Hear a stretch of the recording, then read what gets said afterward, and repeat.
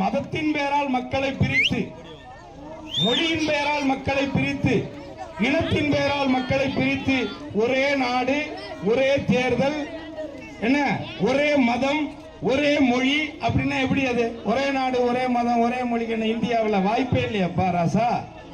எப்படி? அதுக்கு வாய்ப்பு இல்லையா? உண்மையிலே வாய்ப்பு இல்லையா?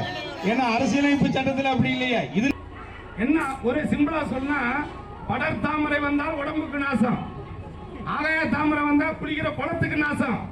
பிஜேபின்னு ஒண்ணு வந்தா, தாமரை வந்தா இந்தியாவுக்கு, நாட்டுக்கே நாசம். அதை நாட்டுக்கே நாசம், நாடு சர்வநாசமாயிரும். ஏன்னா ஒரு போட்டி வச்சுன்னா உலகத்திலே அதிகமா புழுகிறவர் யாருன்னு ஒரு போட்டி வச்சுன்னா மோடி தான் நம்பர் 1 வருவார். 2வது இடத்துல அண்ணாமலை வருவார். ஏன்னா 2 பேருமே புழுகிறதுல மன்னர்களா இருக்காங்க.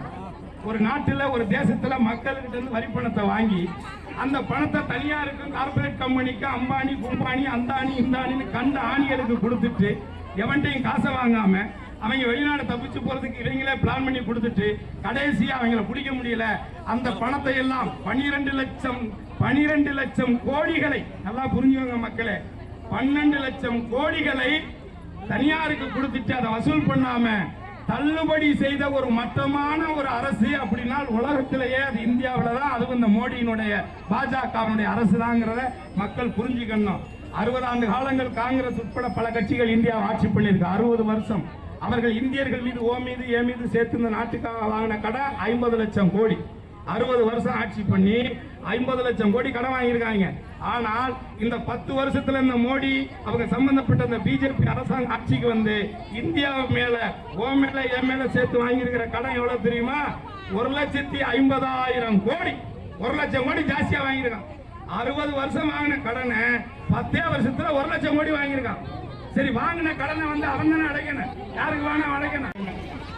ஒண்ணு புரிஞ்சுக்கங்க, வருமான வரி. இப்ப நான் நடிகர், வருமான வரி கட்டுறேன், எனக்கு ஜிஎஸ்டி வரி கட்ட சொல்லி இருக்கிறாங்க. கடந்த மோடியினுடைய அரசாங்கம் வந்து எனக்கு மட்டும் இல்ல, இருக்கிற எல்லா சின்ன சின்ன தொழில் பண்றவன், பெரிய தொழில் பண்றவன் எல்லாரையும் சர்வநாசம் பண்ணிட்டு இருக்காங்க. திருப்பூர், கோயம்புத்தூர்லாம் இன்னைக்கு படு பள்ளத்துல போயிருக்குன்னா அதுக்கு காரணமே அதுதான்.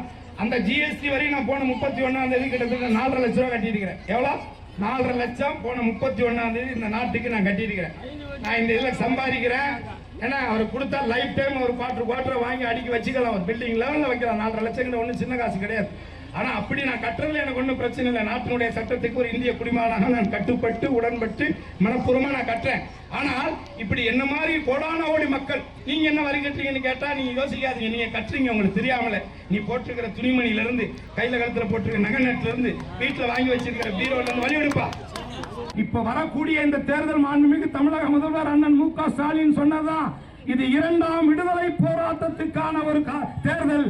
இதற்கு முன்பு நமது மன்னர்கள் எல்லாம் வாளேந்தி வெள்ளை நிலத்திலே சண்டையிட்டார்கள். உங்களை நான் வாள் ஏந்த சொல்லவில்லை, உங்களுடைய ஓட்டு என்கின்ற ஆயுதத்தின் மூலமாக இந்த பாசிச அரசு இந்த தாமரை சின்னத்தை மலர வைப்போம் என்று துடிக்கக்கூடிய, ஒரு சனாதனத்தை தூக்கி பிடிக்கக்கூடிய, ஒரு ஒட்டுமொத்த இந்தியாவை மொழி ரீதியாக, மத ரீதியாக பிறக்கி துடித்துக் கொண்டிருக்கக்கூடிய அந்த அரசுக்கு நீங்கள் முடிவு கட்ட வேண்டும் என்று சொன்னால் நீங்கள் இந்தியா கூட்டணி ஆதரிக்க வேண்டும். மாண்புமிகு தமிழக முதல்வர் மு.க. ஸ்டாலினுடைய ஆதரவு பெற்ற சின்னமாம் அருவாள் சுத்தியல் நட்சத்திரத்திற்கு நீங்கள் வாக்களித்து சச்சிதானந்தத்தை உங்களுடைய திண்டுக்கல் மாவட்டத்தினுடைய குரலாக இந்த பாராளுமன்றத்திலே வரக்கூடிய தேர்தலிலே நீங்கள் மாபெரும் வாக்குகளை அளித்து அவரை வெற்றி பெற செய்து இந்த திண்டுக்கல் மக்களுடைய குரலாக சச்சிதானந்தின் குரல் பாராளுமன்றத்திலே ஒலிக்கப்பட வேண்டும். அந்த புதிய பாராளுமன்றத்தில் இருக்கக்கூடிய சமஸ்கிருத மொழிக்கு பதிலாக தாய்மொழியாம் தமிழ் மொழி கொடியேற்றப்பட வேண்டும் என்று கூறி நீங்கள் வாக்களிக்க வேண்டிய சின்னம் உங்களுடைய சின்னம், வெற்றி சின்னம்.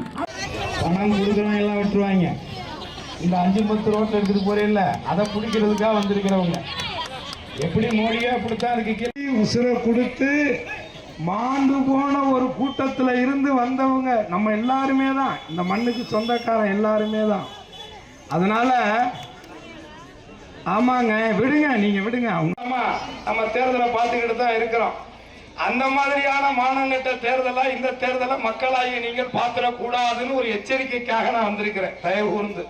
ஏன்னா நீங்க நல்லா இருக்கீங்களா, நல்லா இருக்கீங்க, அதுக்கு உருவாய் நான் இல்லை என்பதை நீங்கள் ஆழமாக மனதிலே புரிந்து கொண்டு என்ன பேச வந்திருக்கோம். ஏன்னா வீட்டு வாசல், பொண்டாட்டி, புள்ள எல்லாத்தையும் விட்டுட்டு லட்சக்கணக்கில் சம்பளம் வாங்குறவன், அதனால எனக்கு திமிரு வந்துருச்சுன்னு நினைச்சிடாத. உங்களாலதான் அந்த